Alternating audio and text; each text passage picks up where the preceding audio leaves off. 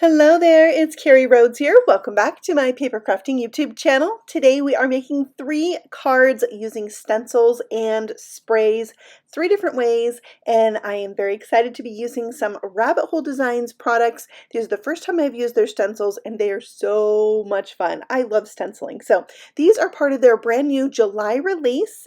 You can see there are 3 different stencils in this release, and this one is Pinwheel.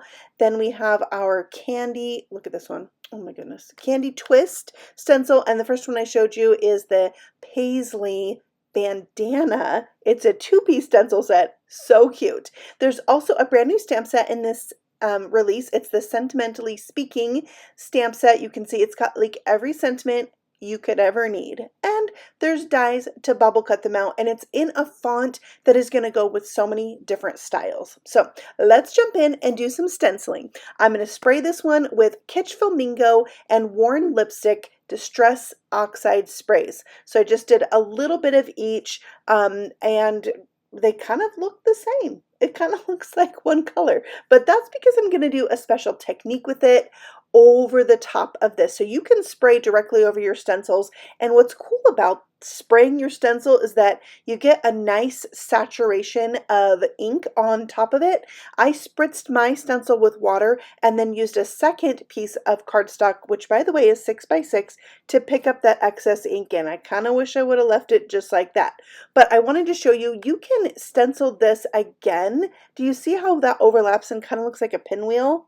Very cool. But I really wanted to pull out this sparkle paste and do some paste over the top. So I lined up the stencil with the print that I picked up. So it's going to mask what I picked up, and then this paste is going to fill in the opening of the stencil. It's super cool, but this needs a little bit of time to dry. Right now it kind of looks white, but it will dry back clear. Then I am bringing back in my original spritzed pattern. I could have left it just like it was, but I also wanted to do the spread, I like to call them spreads, paste over the top of my stenciled background. So now some time has passed. These have dried. You can see that it's translucent, but it has glitter suspended in it. Isn't that cool?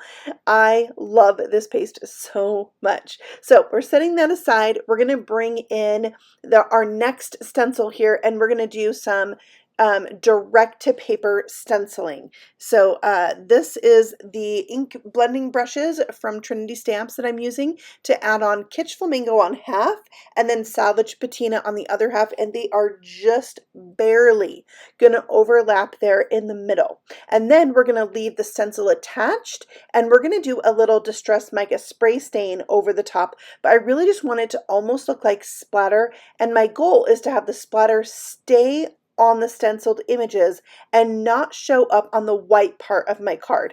And that mostly worked.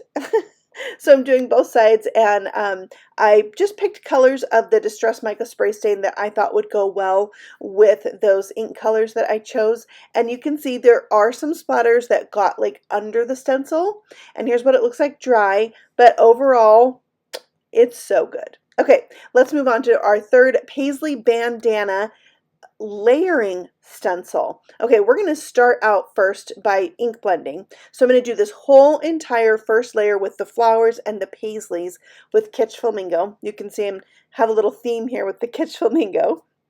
And then I'm going to leave the stencil on with the whole thing already stenciled, and I'm going to add just a touch of festive berries to each of these little images using this smaller style blending brush from Spellbinders, and that's going to just kind of give all of these a blended look. And then I'm going over this one more time with my pink blending brush, but not adding any ink to it, just to soften the lines between the 2 different colors. And there you can see that each image has that pink and red together. Okay, so one tip I have for you when stenciling with layering stencils is they usually always have a printed name at the bottom, and I just put my stencil with the printed name in the bottom right corner, so the next stencil I get out I can put in the bottom right corner, and they line up really well. So I did some lost shadow over the whole entire stencil, but then I'm going to go back with my black soot and a smaller blending brush and just do the dots there.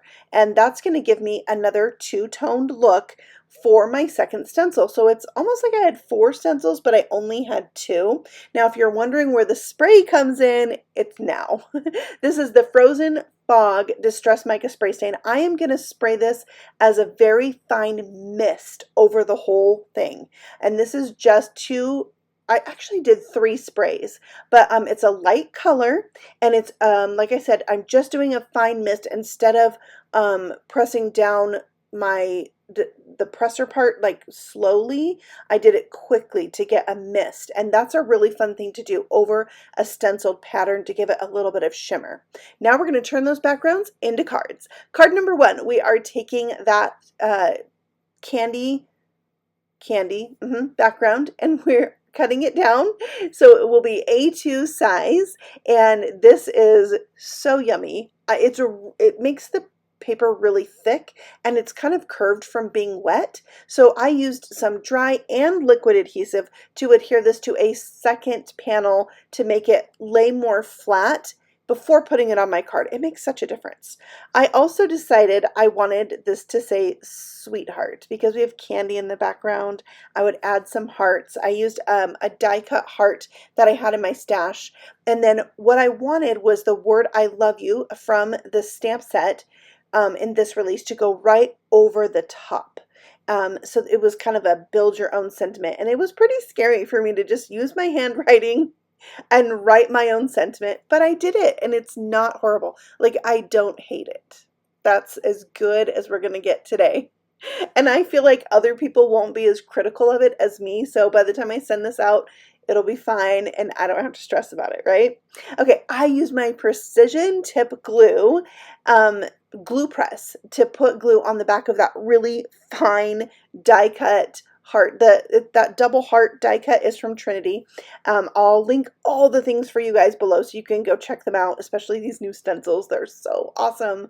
And then I'm adding some heart baubles that are shimmery on to this card, and I couldn't decide like the bright pink, the light pink, the black. So I did all 3 and just did a little row of hearts going up the card, and I love it. I love embellishment. I love texture.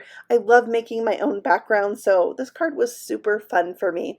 And we have more, right? We have our other backgrounds. I only did one with the candy swirl stencil, so we're going to move on to our next stencil. So here's our pinwheel background. I decided to use it as a background for a full panel shaker. So I have my full panel shaker pouch. I peeled the protective cover off, and I'm folding back those flaps and getting them ready to go. That'll be much easier since it's pre-folded than if I tried to fold it just around my card front.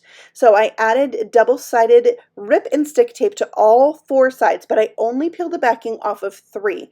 I'm going to fold those over and then use my Teflon crease tool to really press that plastic onto that adhesive. Now we have one side open. We can fill it up with an embellishment mix. So I got this little pack of assorted sequin type things in my order from the Rabbit Hole Designs. So I took out the ones that didn't quite match, and then I'm going to build onto this and add some confetti pieces that really match my card. I wanted some shiny things. I wanted things that had a little bit of silver in them. And then of course I wanted colors to match my gorgeous background. So I did that. I added some hearts and stars to this as well. So I have a really fun mix.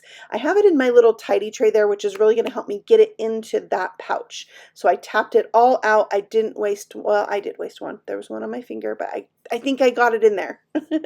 Okay, so I needed to kind of spread out the shaker mix before folding down that top piece and sticking it shut. And now it is good to go. So for our sentiment, we're going to emboss. So I've got to bring out my powder tool, right, from the Rabbit Hole Designs, the cotton tail powder tool, so that none of my powder is going to stick wherever my fingers touch that cardstock, because the embossing powder will stick to the paper where your fingers left oily marks. All right, so I have some silver pearl embossing powder that I use to emboss this, and it is so gorgeous. It really matches the shimmery effect that my card has with all those shaker bits and that metallic or mica spray stain in the back. Yeah, it's really good. I love how it turned out.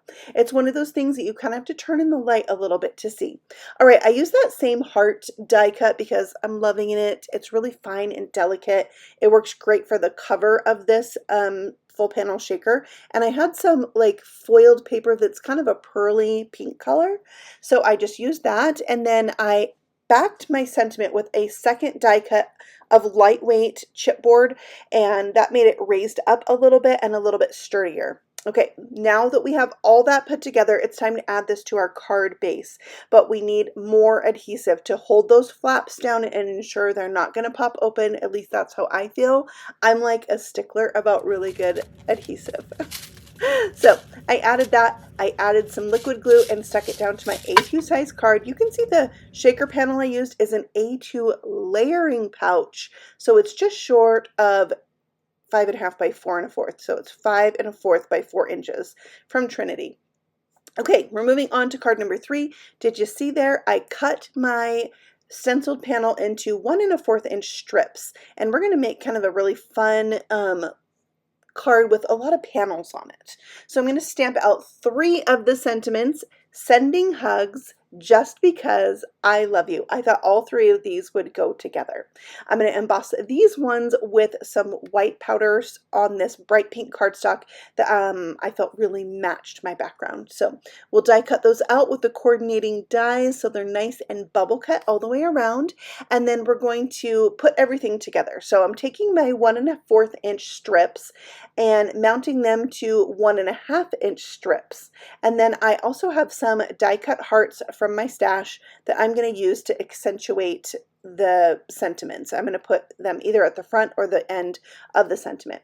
The sentiments themselves, I am using some foam strips to pop them up so this card has a little bit of dimension on it. I love dimension on my cards. I know it costs a little extra sometimes, a little extra stamp, but a lot of these cards you can also hand deliver, and sometimes somebody's worth the extra however many cents it is to mail a card nowadays.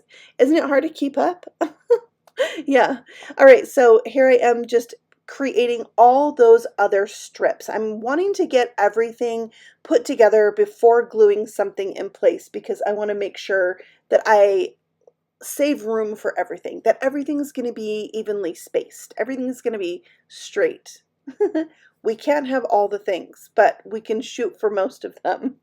So I am popping up all the sentiments, like I said, and by the way, the cardstock that I used for the hearts is like a matte finished silver. Like it has a tiny bit of shine to it, but it's not mirror either. So that's what I used for the hearts. I felt like the metallic heart with the stitched edge kind of went with the bandana. Like you've got the bandana, you've got your silver spurs or something. It just was like a play on that bandana feel. All right, so I'm adding my last sentiment just because, and you can see it's going to kind of come from the other side of the card, so that this time I put the heart at the end of the word. So now we need to attach those strips to our card base. And by the way, had I spread out my stamping and die cutting of the sentiments, I could have just used that panel that I embossed the sentiments on and covered up the holes. Yeah, sometimes I'm only smart like after. Yeah. All right, so then I'm just clipping off the excess that I don't need. Most of them I cut straight, but one of them, close. See what I'm saying? We can't always have all the things.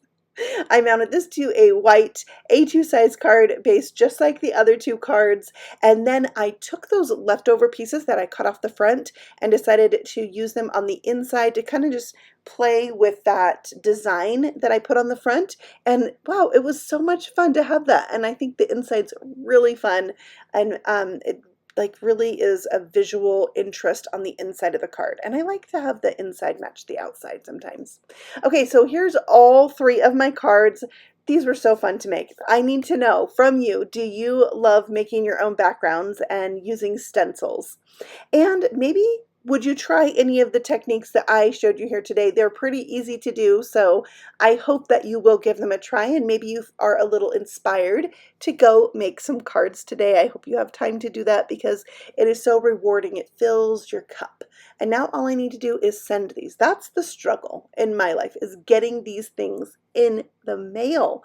Okay, I should let you know that this is part of an inspirational hop. So if you would like more ideas with these stencils and this sentimental stamp set, then you need to go check out my blog, carriestamps.com, and you can hop along and see what other designers have done with these stencils.